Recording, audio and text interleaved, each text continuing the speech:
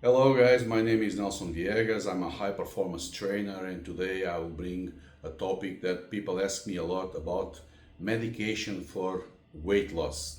So not fat burners, not any type of medication or supplement that can help you burn fat.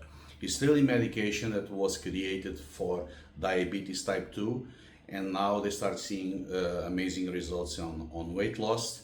So what is my opinion about those type of medication, if they really work or not? So I'm going to give you straight away my opinion. My opinion is they really work along with the diet and the training. So if you use it, this type of medication only, the only thing that you're going to feel, you're going to lose weight, but it's going to be like you're going to feel less hunger. So what's going to happen is you can not give your body the nutrients that you should give. So you're going to be undernutrition, so some nutrients will not be there because you're going to lose your appetite.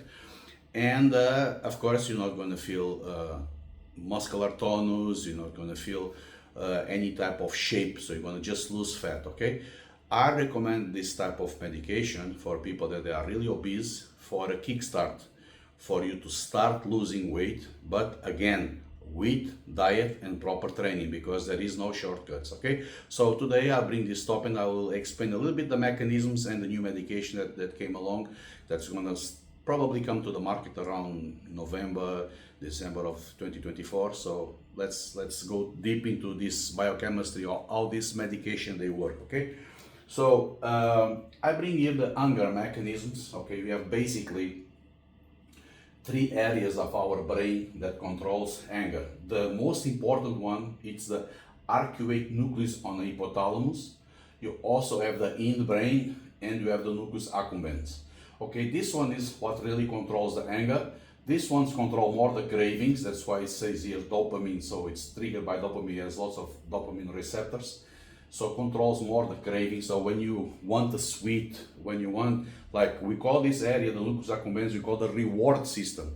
So when people say, oh no, I did a good training, or it's weekend, I can do a cheat day, I can have an ice cream, it's not really hunger, it's cravings. So it's this area of the brain that it's controlling you, not really the lack of nutrients like hunger. So today I'm going to focus, of course, because of this medication works more on arcuate nucleus. I'm going to focus the video on this. If you want me to explain all these mechanisms in another video, I can explain. But today the goal is to bring what we have now, which is the Ozempic. This is the medication that is being given to the patients. That the principle, the active principle, is called semaglutide. So acts as a GLP-1 analog. So what is a GLP-1 analog? It means that it's created in lab structure, so a hormone that it's 95% similar to GLP-1. So it's an analog. So binds with the same receptor to the GLP-1R. So the GLP-1 receptor. Okay, we have GLP-1 receptors in several areas of our body. So the Ozempic semaglutide is a GLP-1 analog. We have the Mounjaro, which is tirzepatide, which acts not only on the GLP-1 receptor, but also on the GIP receptor. And we have the new one, the new medication will come in the end of this year, called Retatrutide, that acts on the GLP-1 receptor, GIP receptor, and glucagon receptor. So what is this hormone? These hormones, they are produced in the first part of our intestine, around the jejunum and the duodenum area.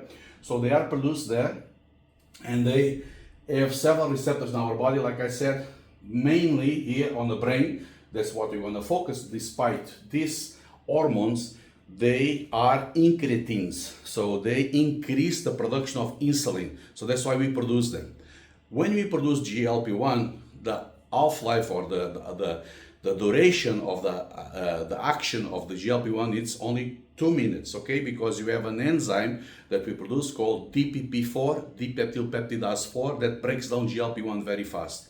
So what the pharmaceutical industry they did, they pick up this GLP-1 and they say, okay, if this GLP-1 is breakdown by DPP4, let's make a structure that is similar to GLP-1, but at the same time is not being destroyed by DPP-4. That's why when you inject Ozempic, it can last until 1 week, because most people, they ask me, oh Nelson, but if GLP-1 is so fast, why you are giving GLP-1? So after 2 minutes, the effect is going away. I say yes, because Ozempic has 95% similarity, structure similarity to the GLP-1, but it's not a GLP-1. So 5% they attach there a molecule that doesn't allow the DPP-4 to destroy the hormone. So that's why GLP-1 as a medication lasts 1 week. GLP-1 as our endogenous production only lasts 2 minutes. Okay, so this GLP-1 comes here. As you can see, this is the satiety peptide I'm going to explain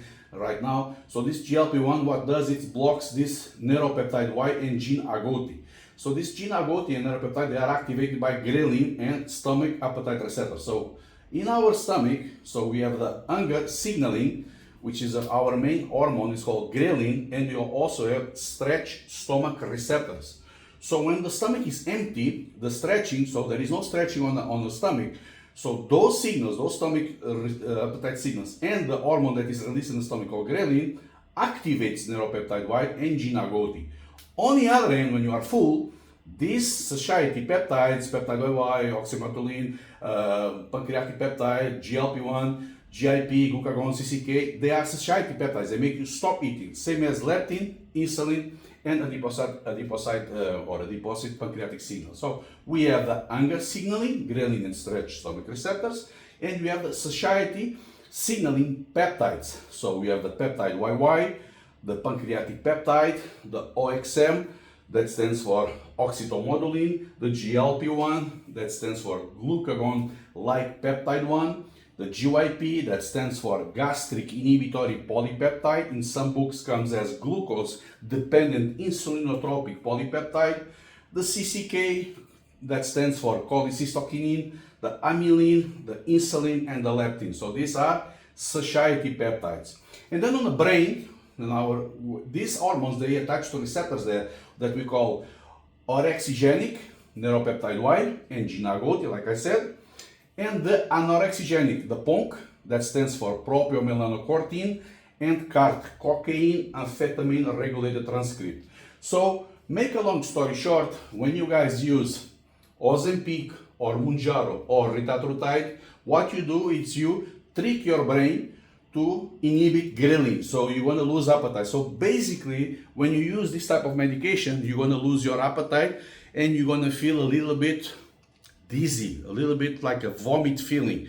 So that's why I say that it's helpful, it can help most of the clients, but it needs to be followed by training and diet. So people, if you are recommended or prescribed by doctors to use this type of medication, please go to the gym, please see a good nutritionist or a trainer that has a high formation in nutrition to make sure you receive all the macro and the micronutrients for you to not get depleted in minerals and have cramps all the time and cannot sleep all the time, and vitamins. Okay, so make sure you hire someone that knows about training and nutrition and knows about these mechanisms. That's why when I make videos about mechanisms to highlight, to explain the trainers and explain some doctors also and the people that are using this type of medication, for them to understand, okay, now I know how this works, so let's see how can I fix this, or how can I use this in a better way for me to see results, but at the same time don't end up like having IV infusions of glucose and minerals and vitamins, because otherwise, if you're going to just stop eating,